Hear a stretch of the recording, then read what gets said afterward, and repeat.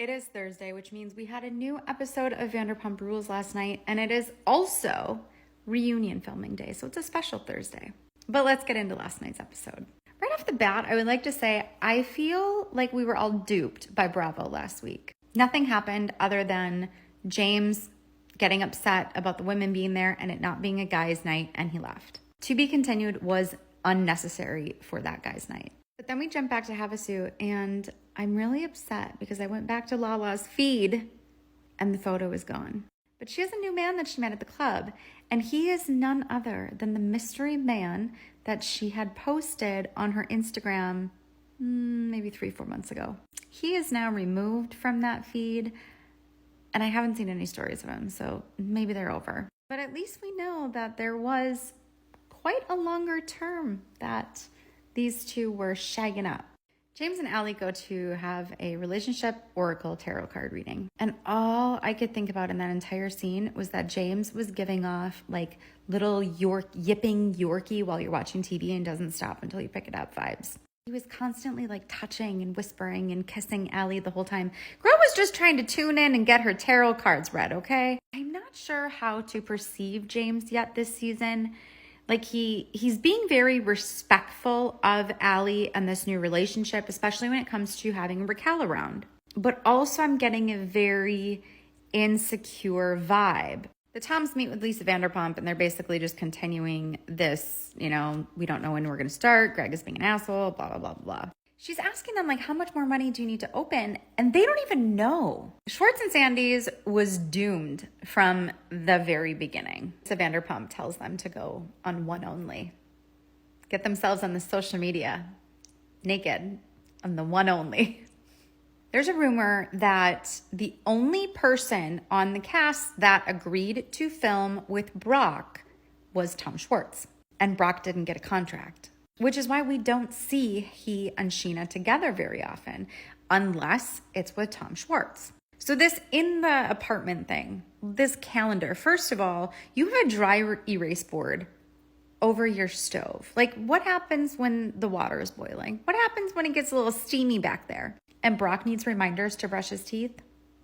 And 1-minute kisses? Girl, it's too much. In this moment, Scheana gets a phone call from Jamie. And now we've heard more from Jamie because she has been putting out her podcast and talking about everything going on with Raquel and Sandoval. She tells Scheana on the phone that she's not able to get a hotel room for the wedding, and Scheana loses her mind.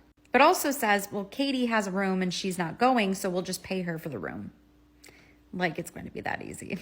Katie and Ariana sit down to pitch some thoughts for investors for something about her. And the only thing I could think about was watching this is like, girl, those investors are so happy right now.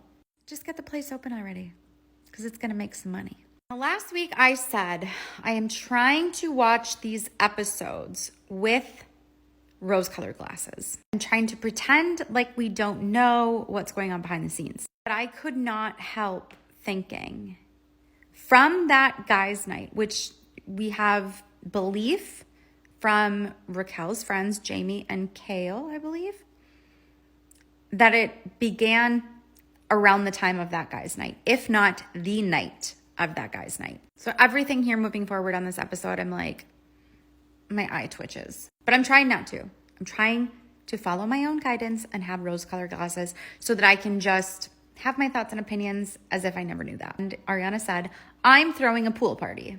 Ariana continues to say it throughout the entire episode to various people, I'm throwing a pool party, please come. However, Raquel tells James, Tom Sandoval is having a pool party. And James is like, what? I wasn't told about that. And she's like, oh, well, Tom Sandoval, he told me and you're invited. Already, I'm like, oh, babe. Oh, babe. There's a moment where a friend makes a comment to Raquel, who is standing next to Tom, oh, I think your spray tan is coming off on me. And Sandoval's like, oh, it could be mine too. Rose-colored glasses, rose-colored glasses, rose-colored glasses. We'll leave it to James Kennedy, though, to go to Katie and Lala and Christina Kelly and be like, she was boasting at the Mondrian about how she stood up to you guys. What happened? If we did not know what Raquel had done, I would be in complete agreement with her statement and Ariana's of how this group does the mean girl thing. Katie's kind of led the charge in that ever since Stassi left. And Lala would do it on her own, whether she had the group or not. But Ariana's like, stop this shit. And it's so sad to watch her like stick up for Raquel, knowing.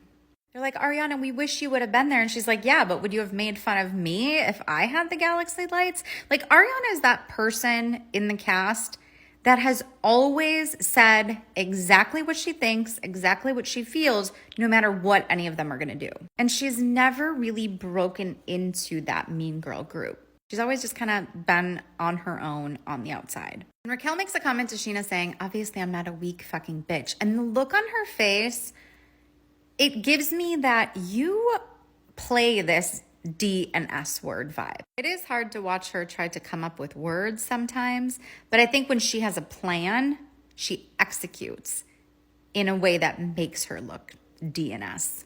Now, one thing that we can always be sure of is that Tom Sandoval is going to put himself in a fight with women at any given moment. And Ariana's face as he walks up and starts throwing fingers says it all. This man brings more drama than any of the women combined. But of course, in this moment, he's standing up for Raquel. And I'm just like, the nuances are there, and they're so loud. They're so loud. But he does this all the time. All the time. Now, this fight goes on for far too long because they just keep it going. The mean girls keep it going. But when Raquel's like, I stood up, I faced Lala. No, you didn't. You didn't face Lala. Like, you still got shut down. I wouldn't be bragging about that. Finally, Scheana sits down to ask Katie if she would let them buy the room so that her bridesmaid could be there. And here I'm on the fence of a lot. Katie, I believe, is in the wrong here. This is Katie. This is Katie's MO. She is going to die on that hill to stick it to Scheana rather than just be helpful and do something out of the kindness of her heart for someone else. But also, like, why didn't you make sure your bridesmaids had rooms? Like, that's not Katie's problem. Christina Kelly's like, we're not going to be sitting on the balcony with binoculars watching your wedding. And production's like, hold up. And shows them at the wedding 2 weeks from then watching from the balcony. And I don't love how Scheana goes running directly to Schwartz. Girl, if you want to pick this battle, fight the battle. Don't go running off to Schwartz. Like, Tom is always choosing someone other than Katie, but he's not wrong that when he says that when Katie gets stubborn, she's going to stick to it, and it's his least favorite thing about her. It's my least favorite thing about Katie. It's not that Tom's always choosing someone else over her because she was his wife. It's that a lot of these times Katie is wrong. Katie easily could have chosen a different hotel and just let it go. But she's got to stick it to Scheana. Back to that mean girl vibe.